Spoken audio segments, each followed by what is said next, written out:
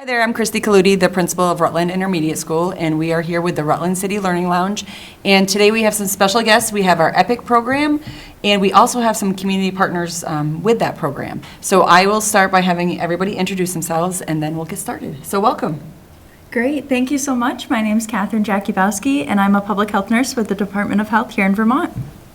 And I'm Marie Gilman, the Executive Director of the Tapestry and EPIC after-school programs for Rutland City Public Schools. And my name is Cassandra Sebra, and I'm the Consumer Underwriting Lead at Vermont Federal Credit Union, and I also serve on the Financial Wellness Committee.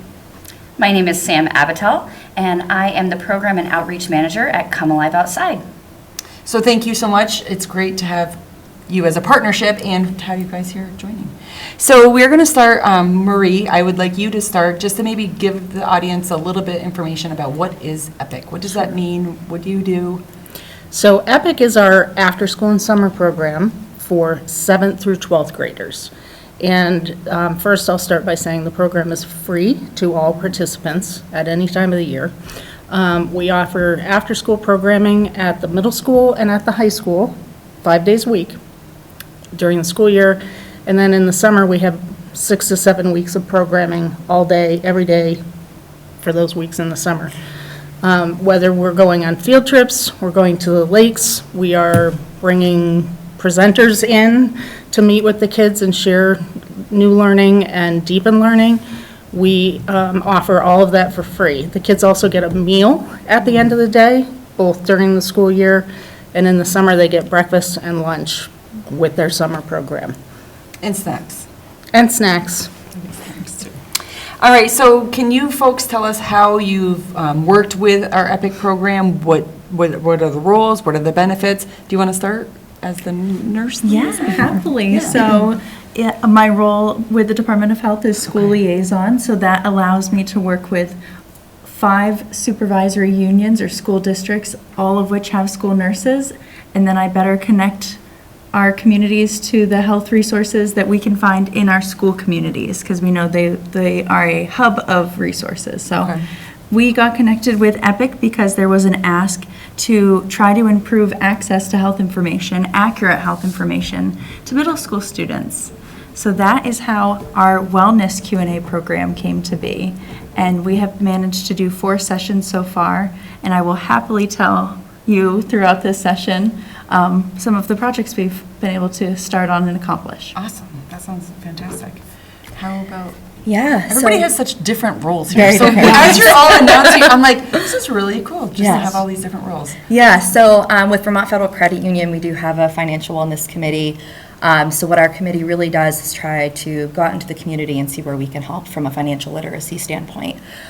So when Marie came to us with the EPIC program and wanting us to come in and do some sessions with the middle schoolers and eventually the high schoolers, we were very excited to do so. So we've had 1 session so far. Last week, my coworker Kit ran that session, and I heard it went well.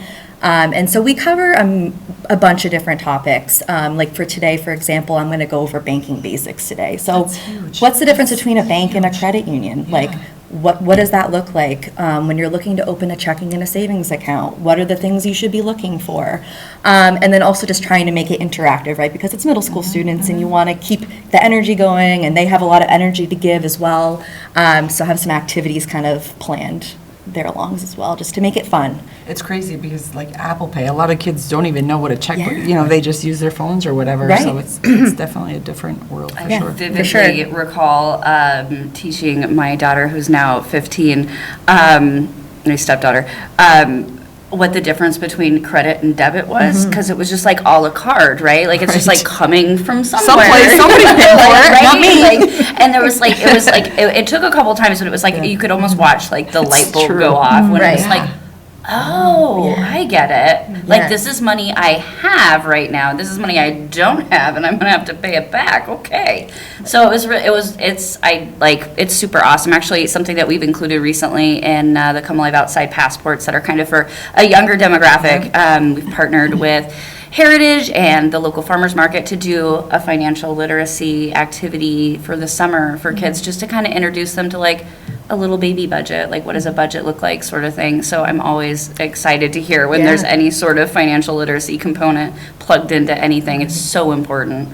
So what does Come Alive Outside do with EPIC? What's your role in supporting EPIC? So recently, I know we were actually involved with EPIC far before my time with Come Alive Outside, but recently we were invited through our partners who also received VPLO grants this year to come in at the EPIC program at the middle school, the after-school program. And we had 3 super awesome high school age teen interns this year. And we were about midway through, and the focus of our internship was community outreach, peer-to-peer outreach, creating third spaces for their fellow peers in the community with an emphasis on substance misuse prevention. And so we had an ask, and I'm like, this is perfect, and it actually strangely aligned right with their normal hours. So I was like, this could not be more more perfect. So our teen interns created their own curriculum and made it interactive, and they planned the whole session out. Created like games where the kids would be moving around, but also like learning facts. So it wasn't like DARE from back in the day, Right. And we brought lots of goodies. It was really neat to see, and it was empowering on both sides. It was really neat to see our interns go in and be able to like put all this stuff that they'd been learning in action. Yeah. They all had a fantastic time. It was, we'd been working with them long enough for me to kind of be able to step back and go, okay, they can handle this. And boy, did they. It totally exceeded my expectations. They did a really great job. They actually even created their own survey for the end of the session, and all the kids completed the survey, so they were able to kind of tell, like, all right, what did they like, what didn't they like, what did they learn? So those are actually some of the things that we're going to be incorporating into our work with EPIC this summer. And I'm sure you'll all be happy to hear that all of our same interns who are all trained will be returning. Excellent. So that is super awesome. So do you typically, EPIC starts in 7th grade and continues through the high school. Yes. Do these programs all align with middle school and high school, or is it more just focused on the middle school for what you all bring? We largely started with the middle school population in the second half of this year with the intention of sharing the wealth and spreading it to high school. Everything you're hearing here is about developing life skills. I was thinking it could start over at my building at the intermediate school, like financial literacy. Yes. Like we should be teaching that like in 4th grade. Yeah, we won't say that we haven't thought about that, but we have to start somewhere, so we started with the middle school. And it's an important part of health. We know that financial stress can be a big reason why folks don't always seek medical care, mental health services. So we absolutely talk about that in some of our programming. And I will say the caveat is middle school is a specialty. So yes, we could translate this to high school, but we definitely have tailored our program to middle school students specifically, especially when we're delivering health-specific information. What is some of the information that you're sharing with them? What are some resources you're able to connect them with within our community? Yeah, absolutely. So a great example is today we're going to talk about appointment preparation.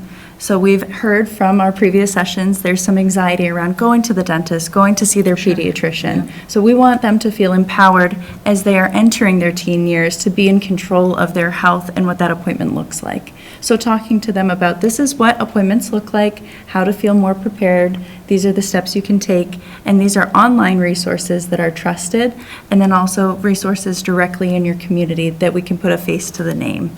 Another example would be healthy relationships came up in the very first session.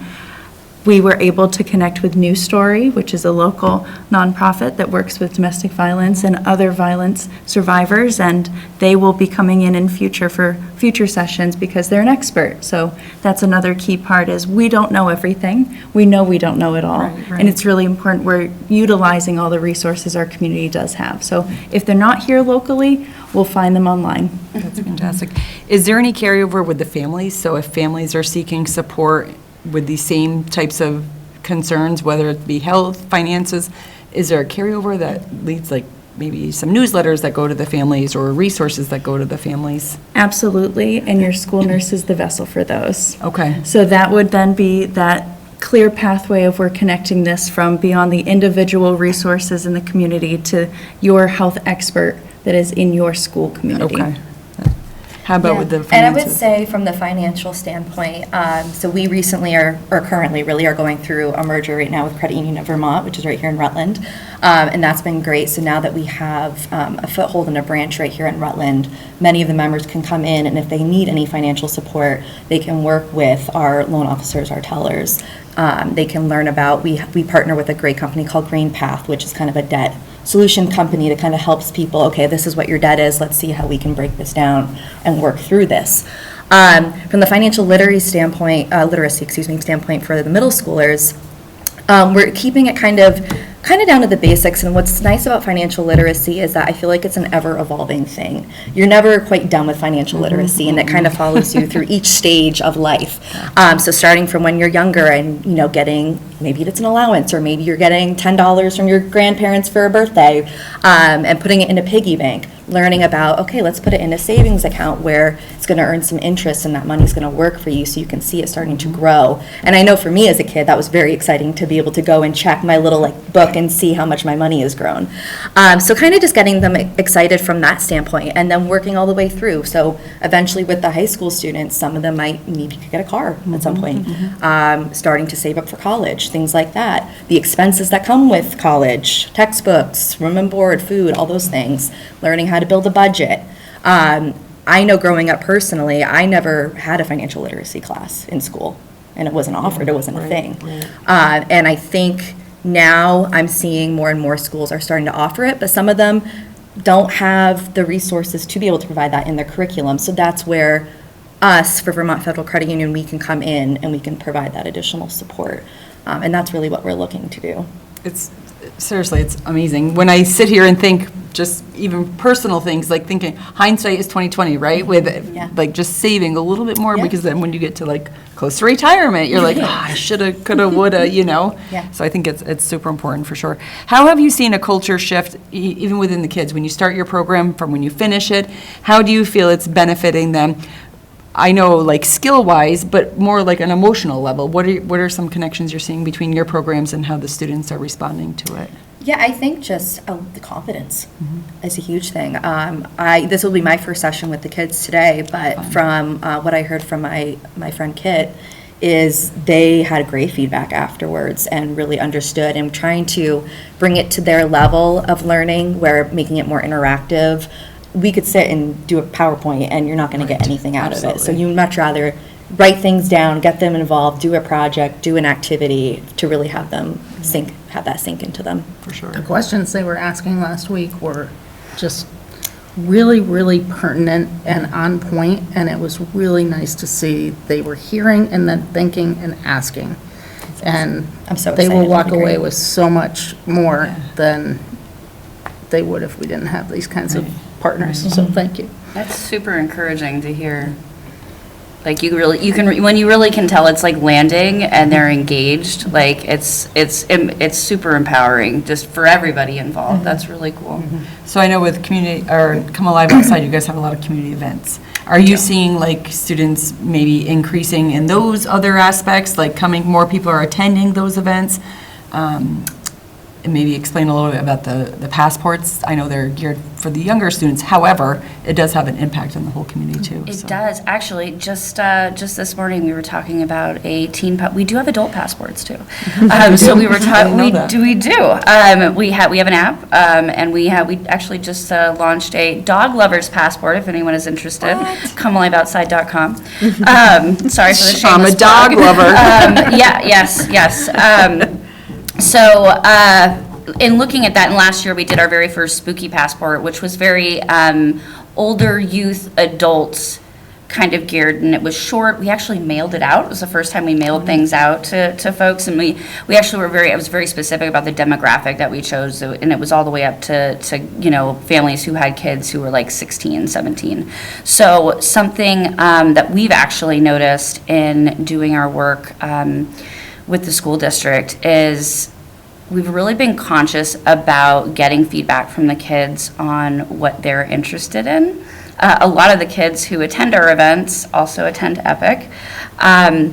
And I can think specifically, just a few months ago, we had an event, and we went around and kind of cruised the room, and we're like, what do you want to do?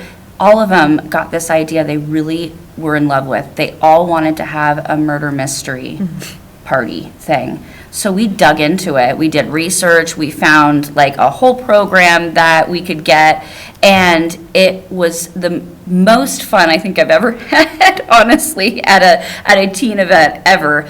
I really want to do one for adults. That would be a good time. But something that really struck me from this, it was one of the I think one of the only events where we had youth from every demographic we were trying to hit. So we had kids from 7th grade all the way up to 12th grade.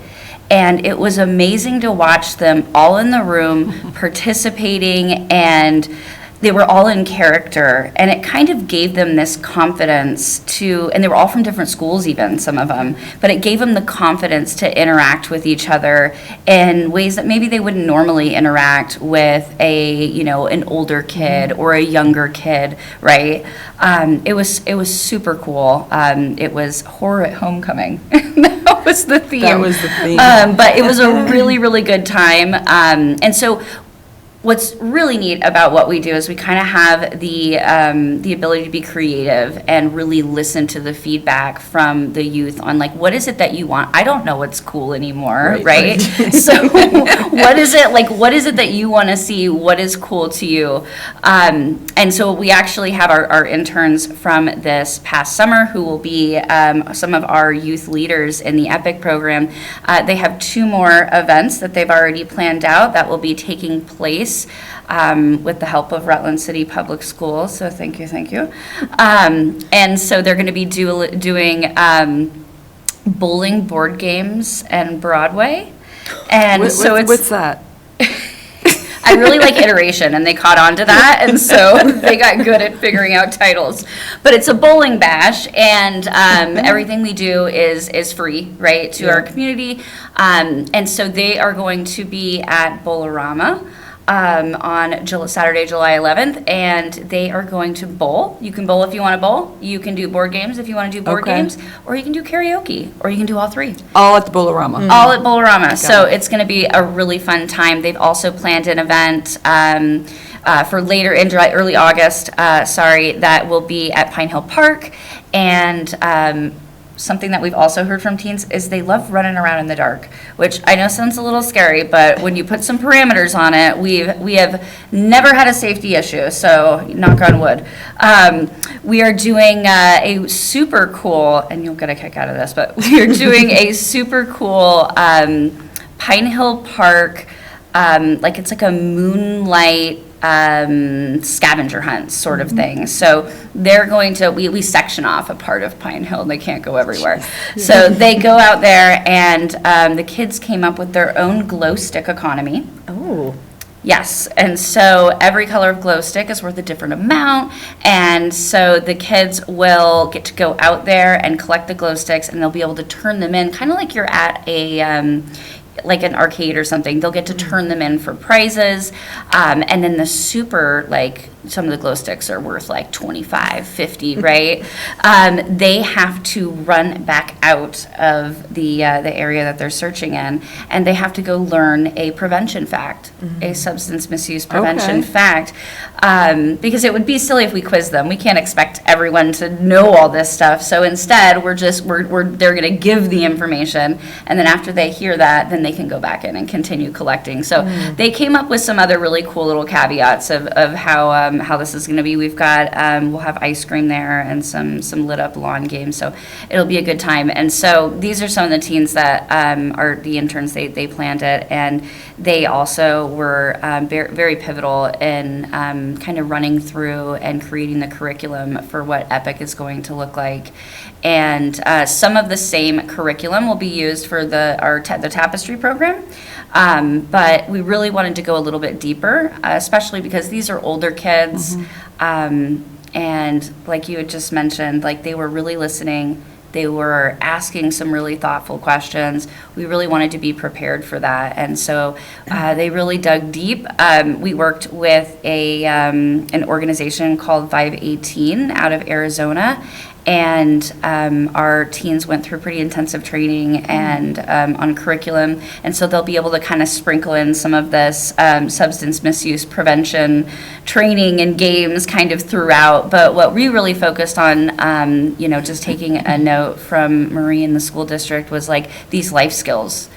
And so we're like, okay, how does Come Alive Outside, a nonprofit that is focused on, getting everyone in our community outside and more active and living a healthy lifestyle, like how do we take what we do and like bring it a little broader even. So our focus was really leadership. It was just outdoor experiences, collaboration, communication, community engagement and development, and teamwork. And so that's kind of, we tried to swish all that into a whole week.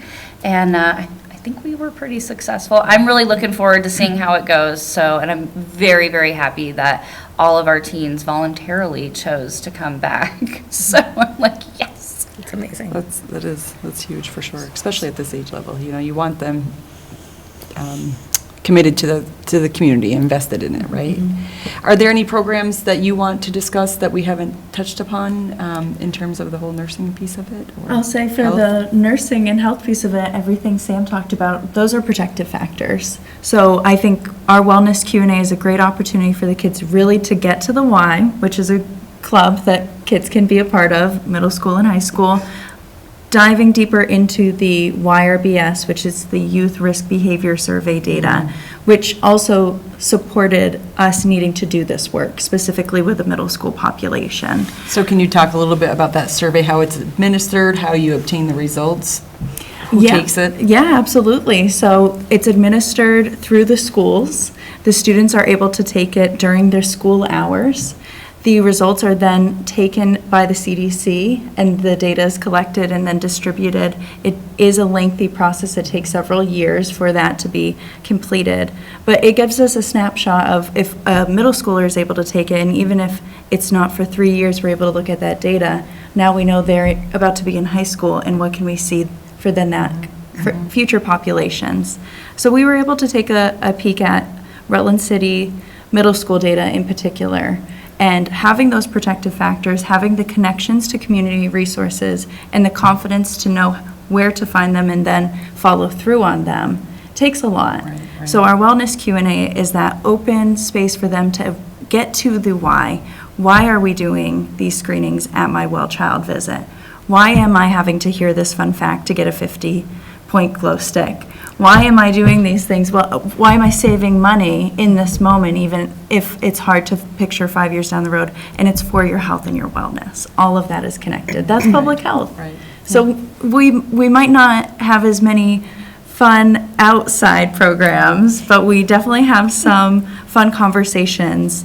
And I would say the students asking more difficult questions, lengthier questions, and the more students keep coming, that's how we're managing and determining success. For sure. And you may recall, we were able to do our first ever February break middle school Yes. EPIC camp How'd this that go? year. What'd you guys do during that? We will do it again, absolutely. The kids came out of that week asking, can we do this in April too? Which, no, we couldn't, but someday.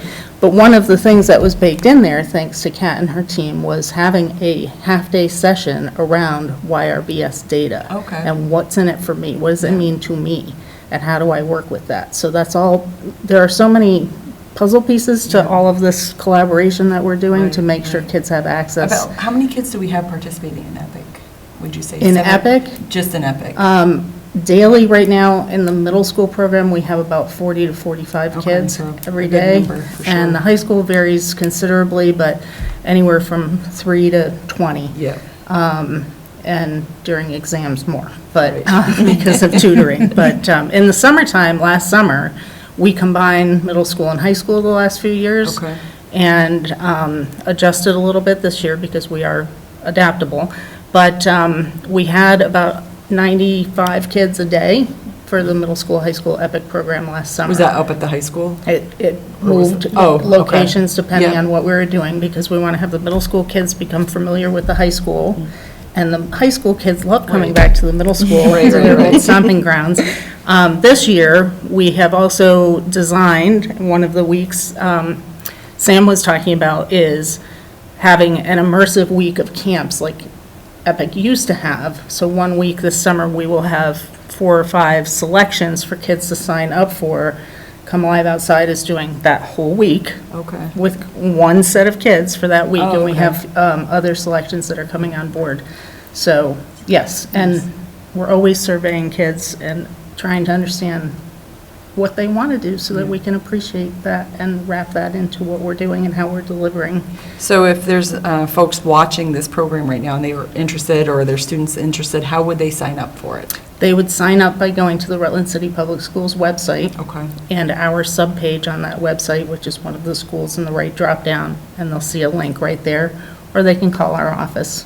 Is busing provided for students? Busing is provided, Okay. school year and summer. Okay. That was Pick up one in the of morning, bring home in the afternoon, and as I said before, all field trips are included. There's Yeah. no cost for EPIC. Yeah. Wow. It's amazing. It is. That's amazing. There's Really. almost no reason not to. Yeah. So incredible. Yeah. Yeah. Something I really appreciate too is that, like having that whole week with the same set of kids, you really have the opportunity to build a rapport. And like all of these fun things that we have planned. And honestly, the things that you get to do are fun too. I so because appreciate you that, Sam. They really are, because you get to have these like one-on-ones really, sometimes, and really dig deep into like some things that, these kids might be struggling with, and they might not have another trusted adult. So it's fun and awesome and just a little bit different of a way. I'm really looking forward to that. We have a couple of different locations that will be all outdoors, but built in underneath everything that I think all of us are really trying to do is building these basic life skills, right? Of communication, right? Financial literacy, health, right? Leadership skills, healthy living, and outdoor lifestyle. And sometimes we run into people like, oh, I've never done that. What does that look like? Oh, I think it's going to be too hard.